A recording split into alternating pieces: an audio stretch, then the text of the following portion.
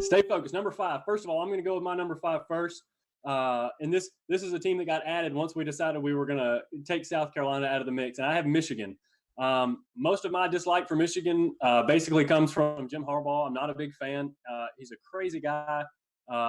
He's a very eccentric personality. You know, he doesn't even like chicken. Who doesn't like chicken? It's kind of crazy. I'm also still a little bitter that they were able to sneak Rashawn Gary away from us on signing day. I remember watching the announcement live, and I think it's pretty obvious that he and his mom wanted him to come to Clemson. The looks on their faces were just are like cemented in my brain. But something was going on there, some kind of funny business. So I'm bitter about that. All right, so my number 5, I'm not gonna tell you. I'm gonna describe it. When you get to the stadium and you think you're at a baseball game, you think you're at your favorite baseball game, watching Greg Maddux on the mound, or Tom Glavine, or John Smoltz, or Chipper Jones in the batter's box, or now Ronald Acuna Jr. or Brian McCann, right? You think you're at a baseball game where you're watching your favorite team, your favorite childhood team, and then you look over, you see people doing the tomahawk chop. You look over and they can't stop doing the tomahawk chop. They do the tomahawk chop at the beginning of the game, in the middle of the game, at the end of the game. If they're up by 20, if they're down by 20, if it's a first down, if it's a fumble, if it's good for them, if it's bad for them, they do the tomahawk chop till they're blue or gold or whatever their colors are in the face. Yeah. It's ridiculous the amount of tomahawk chops that they do in a game, even when they're losing, Alan. And that's why my number 5 most hated for me is got to be Florida State. Number 4, Notre Dame. Okay, I really don't like. Okay, I like their tradition, you know, and the fact that they used to be guys in the whole Catholics versus convicts when they played Miami back in the day. You know, no matter what, though, the press overrates this team every single year. Okay, they do it every year. They can go 0-12. They're top 25 the next year, and it's so sickening. They take all that money from being independent and hoard it to themselves. Hopefully, ACC forces them to be part of the conference soon.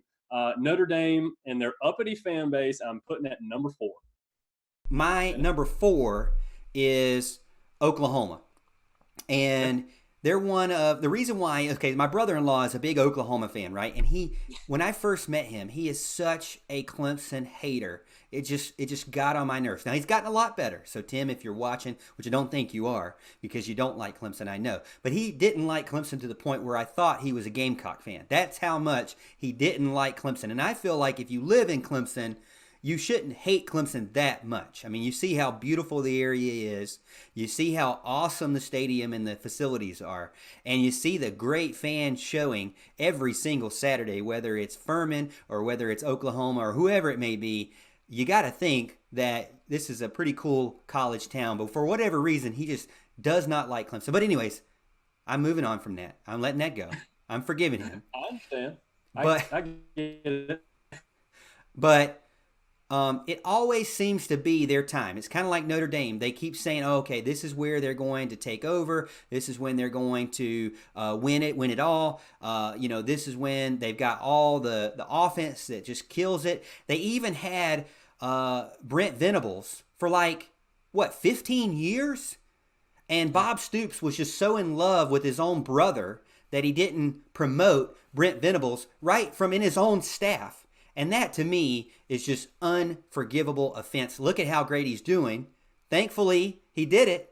I mean, I gotta give him that. But I still I don't like Oklahoma because they're always that team that kind of is promoted to be the next best thing.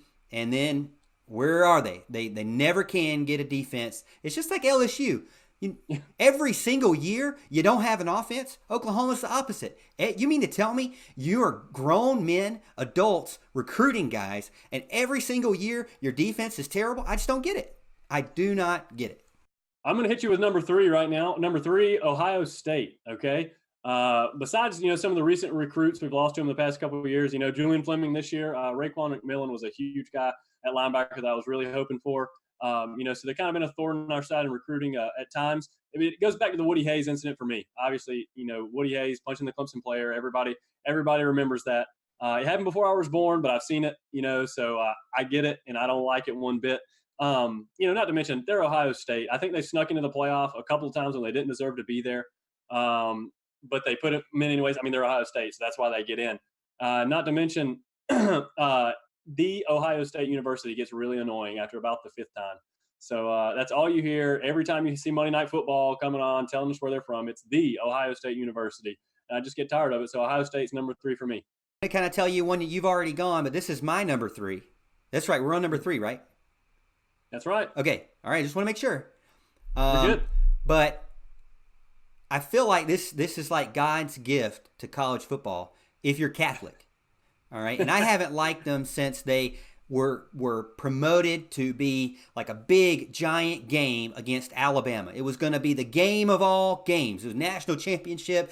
Everybody needed to watch. And I sat there and I almost went to sleep. The first time I've ever felt like I needed to take a nap during a college football game. Not just a college football game, Alan, a national championship college football game. A lot of people, I think Alabama fans probably wanted to take a nap back in January, but we won't talk about that. But I definitely didn't want to take a nap in that game. But this game, when you don't have any dog in the fight, and they both, and one of them just getting blown out, it was ridiculous. And not only that, they had to get blown out by an SEC school. And here we go again, SEC this, SEC that, and so I just blame Notre Dame on that. And then you can't respect a coach that comes into Death Valley. And have you seen the video of him walking through the tunnel as the Tigers are coming down the hill? He looks scared out of his mind. It was awesome to watch. But I just can't respect a coach that's like, oh my gosh, the Tigers. You got to have better game face than that, man. Yeah. So that's why, and don't even get me started on this whole academic fraud stuff, or having people do having their trainers and tutors do all the players' work and then basically get nothing, like get no penalty really at all, just vacating wins. What does vacating wins do? Hurt a textbook? It doesn't hurt the team. Oh, wow, they went 0-0 that year. Who cares, right? But Notre Dame is my number 3. Number 3. Number 2 for me, I got FSU. They were definitely high on my list. Obviously, their ACC division opponent. They dominated Clemson in the past. FSU was dominating pretty much everybody, not just Clemson. But, worst loss I've ever witnessed when Jameis came to town and Kelvin Benjamin. Goodness gracious, that was the absolute worst game I've ever had to sit through. And if you know me, I have a rule. I don't leave until the clocks are all zeros. So it was an absolutely brutal game to have to sit there through. Not to mention, their quarterbacks, Jameis Winston, DeAndre Francois, not real tops in my book, so it's easy to pull against them. It goes bad for Clemson when they're doing really well, and I don't want to see them get back. So number 2, I have FSU. My number 2 is Ohio State. That's another team that I feel like their fans think they're God's gift to college football, but they're not a Catholic school. But they like to forget that the last time the Tigers played them, how many points did they score, Al? That's a good point.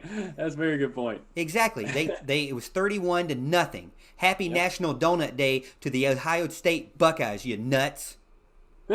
You did not score any points against Clemson. You were predicted to win, as all these teams are always predicted to win.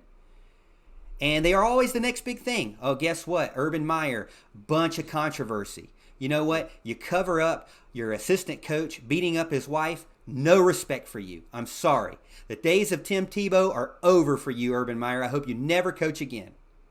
And Ryan Day. Who is this guy? Unproven guy. Oh, but he's got this massive offense that's going to kill everyone. Well, Ryan Day, meet Brent Venables. Good luck. That's all I got to say. And you're paying the guy $4.5 million, an unproven offensive coordinator, $4.5 million. That's when you know you got too much money, that you're just spending it on people that haven't even given you anything other than a bunch of controversy. Number 1 for me is most definitely Georgia. Okay? Whoa. This rivalry goes back a long way. All right? Before I was born, but it's ingrained in you that you are not supposed to like Georgia. Okay?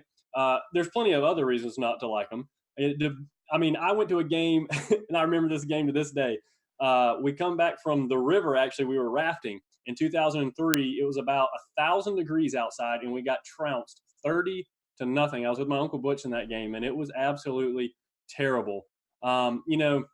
We go head to head with their offensive line coach Pittman for offensive line recruits a lot, and he always seems to win. Whether there's any funny business or anything going on, it's a different story. But they land every stinking 5-star on the offensive line, so I'm really going to need them to throw us a few there. The fan base as a whole, obviously, I have a lot of issues with. There's a lot of articles online that talks about how bad it is to be an opposing fan in their stadium, and I know Gene. I know he is cringing right now and saying, Alan, every team has those fans. And that may be true. Every team does have those fans, but not all of those fans literally bark at you. Okay? Georgia fans bark at you. Okay? I know personally 3 Georgia fans that are diehard, Gene, Stephanie, and Mitch, and they are some of my favorite people in the world. Ladies and gentlemen, I love you very much, just not your team. My number one is definitely Alabama. For the longest time, we talked about God's gift, the Catholics, and then the Ohio State. Well, Alabama was definitely God's gift, and they kind of really deserved it. I mean, they were the king of the hill. Nick Saban did everything he just beat up everyone. And the thing that I really don't like about Nick Saban is he just doesn't seem very friendly, but it seems like no coach that he moves on to a head coach can beat him somehow. It's like no coach that he trained and developed can seem to knock him off. And that just gets on my nerves. People like Kirby Smart who have a chance in one of the biggest games of the season last year and just ruin it. Now I'm starting to feel like Georgia should be on this list now that I'm thinking about this. But they should most definitely be on the list. ESPN, just babies them and treats them so great every single year, just how awesome they are. And it really got on my nerves.